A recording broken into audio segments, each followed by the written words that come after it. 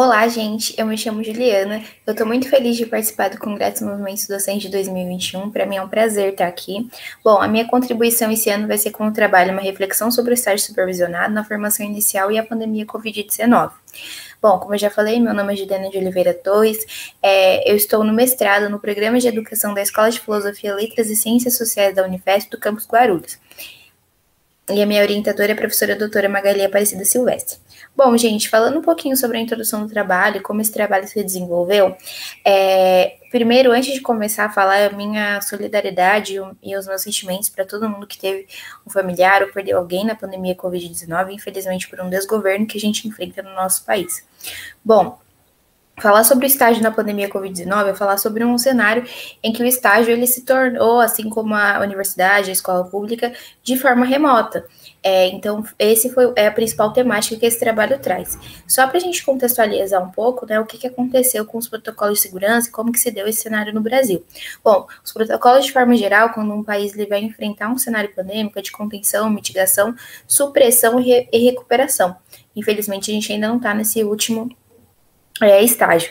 O Brasil ele passou de imediato para essa fase de mitigação, que foi quando a gente viu o nosso país entrar em um colapso do sistema público de saúde e a gente precisou ter um isolamento mais imediato e um isolamento que a gente vai chamar de isolamento vertical, que é quando todas as instituições de um país elas vão fechar. Bom, pela portaria número 343, 17 de março de 2020, ele vai colocar o nosso ensino, né? O Conselho Nacional de Educação vai colocar as primeiras diretrizes para a implementação do ensino à distância. Então, o ensino à distância vai começar a se desenhar nesse momento. Como que foi o desenvolvimento desse trabalho? Bom, a principal problemática que a gente encontra dentro do ensino à distância, né, tanto para o estágio, o estagiário que está ali, o professor que tem informação, quanto para o aluno que está dentro da sala de aula, é a evasão escolar. E a dificuldade de acessar esse ensino remoto. Hoje, ainda muitas casas no Brasil, elas enfrentam um problema com a internet e uma dificuldade de estar dentro do ensino remoto. Cito também a medida provisória número 934, de 1º de abril de 2020, que vai permitir, então, que as universidades e as escolas elas consigam se reorganizar nesse novo cenário.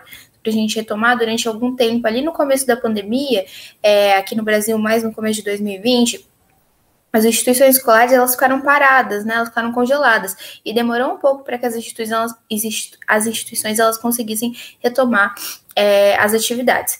Bom, o que a gente vai falar sobre a formação de professores nesse contexto? É importante a gente frisar que mesmo antes da pandemia já existia um problema em relação a estágios supervisionados e já tinham pesquisas falando sobre essa reformulação.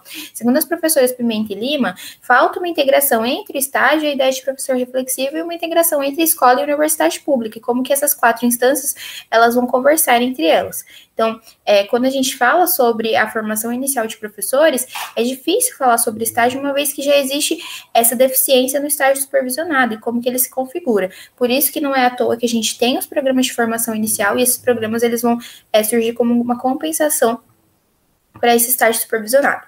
Bom, as grandes questões aí das universidades foram, então, como que essa volta iria acontecer, como que os alunos iriam cumprir seus prazos, como os alunos iriam acompanhar o ensino remoto, a evasão escolar e, por fim, pessoal, por fim ainda não, né, mas quero citar a metodologia. Esse trabalho ele foi feito por meio de uma revisão bibliográfica, a utilização de fontes, ela se deu tanto de medidas legislativas, quanto de fontes de notícias, usamos vários sites de comunicação, e friso aqui a importância, né, a análise das fontes nesse sentido é primordial para fornecer um panorama sobre o contexto. Além disso, o trabalho buscou como forma de codificação refletir nas fontes os seus objetivos e entender como essas decisões dialogam. Esse daqui, segundo Benga Lutic e Marli André, de 1986.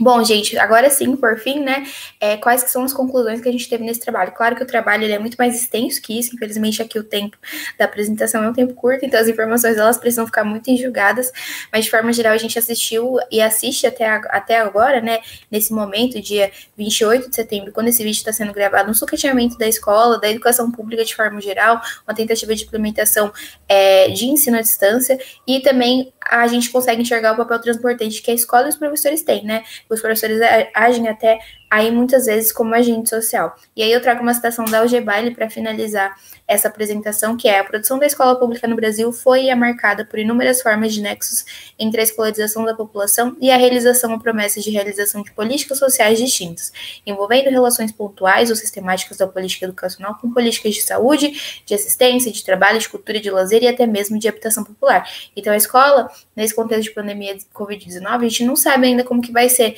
daqui em diante, como que vai ficar a formação de professores, como que vai ficar a escola, mas a gente sabe que a escola ela teve sim um papel transbordante nesse cenário. Bom, aqui estão as minhas referências e agradeço a oportunidade de participar do congresso.